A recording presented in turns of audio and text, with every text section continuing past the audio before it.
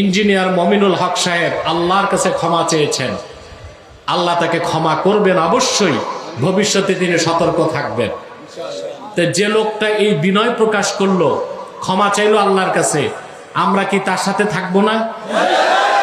আপনি আসেন, আমি ওনাকে কালেমা পড়াচ্ছি, আমিও পড়তেছি, আপনারাও। এই কথাটা এক ধরনের শিরক হয়েছে, আমাদের একজন হুজুর বলেছিল, কারণ মহান রাব্বুল আলামিনের ইচ্ছা ছাড়া কোনো কিছু পৃথিবীতে সংযোজিত হয় না।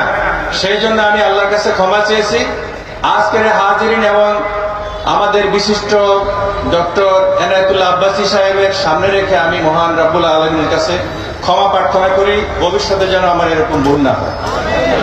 আমি ওনাকে কালেমা পড়াচ্ছি, আমিও পড়তেছি, আপনারাও পড়েন। আস্তাগফিরুল্লাহ রাব্বি মিন কুল্লি যামবিন ওয়া আতুবু ইলাইহি। বিসমিল্লাহির রহমানির রহিম। আশহাদু আল্লা ইলাহা ওয়া রাসূলুহু সাল্লাল্লাহু আলাইহি ওয়াসাল্লাম।